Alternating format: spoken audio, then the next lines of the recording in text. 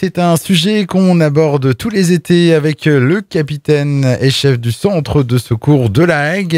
Mais c'est bien de faire une piqûre de rappel. On parle donc des dangers de la baignade avec Frédéric Duchemin. Bonjour.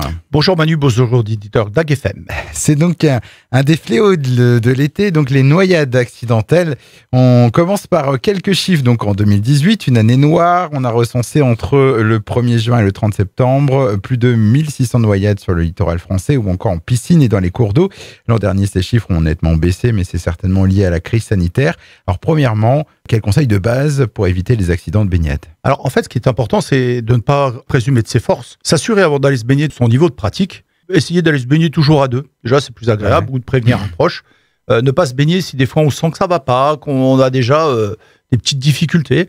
Et puis si on est avec des enfants, on va pas les laisser seuls, bien entendu, Manu. Et on préfère bien sûr les zones de baignade surveillées.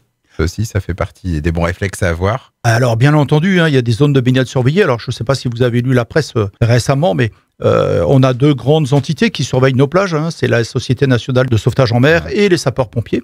Et en fait, ils sont un petit peu alliés de façon à pouvoir travailler ensemble pour optimiser les zones de surveillance. Donc bien entendu, utiliser ces zones de surveillance qui sont propices à passer un agréable moment dans l'eau. Mais même en zone surveillée, on reste attentif et on respecte les consignes de sécurité justement signalées par les drapeaux. Alors bien entendu, il y a nos fameux trois grands drapeaux, le vert, le orange et le rouge.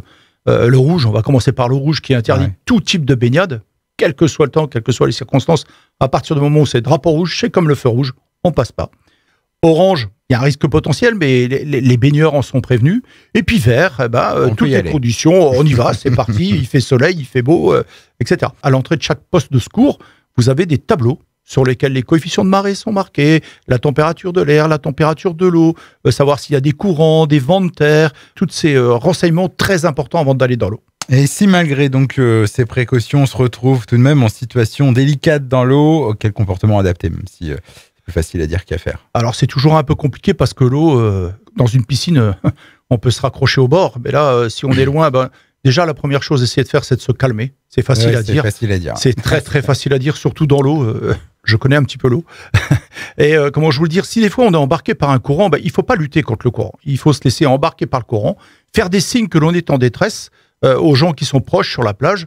Maintenant, si on voit que quelqu'un est en train de se noyer, on a deux solutions. Soit vraiment on est en capacité de pouvoir aller le chercher et éventuellement on prend avec soi une bouée si on en a une. Ou alors ce qu'il faut absolument faire, c'est prévenir les sauveteurs qui sont sur la plage de façon à ce que l'intervention se déroule le plus vite possible. Et puis autre danger lié à la baignade, on en parle aussi chaque année, c'est l'hydrocution. Alors on peut rappeler ce que c'est, quelles sont les causes d'une hydrocution?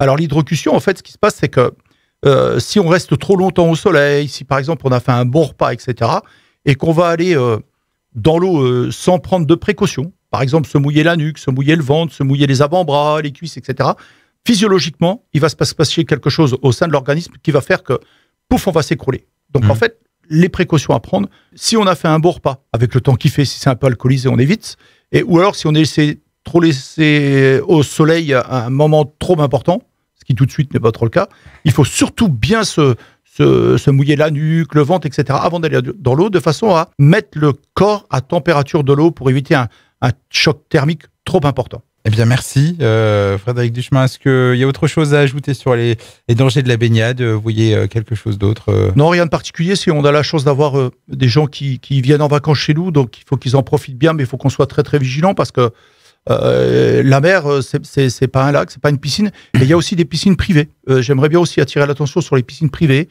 où il faut que les enfants soient surveillés en permanence de façon à ce qu'on évite des accidents qui fassent que les vacances se terminent dramatiquement. Frédéric Duchemin, donc le chef du centre de secours de La Hague, était avec nous. Et puis, si vous voulez retrouver tous ces conseils prévention sur les dangers de la baignade, ainsi que d'autres sur différents thèmes, je rappelle le site internet, c'est www.pompier.fr, www.pompier.fr. Un bel été, malgré tout. Merci Manu, et puis bonnes vacances à tous les auditeurs d'Ag FM.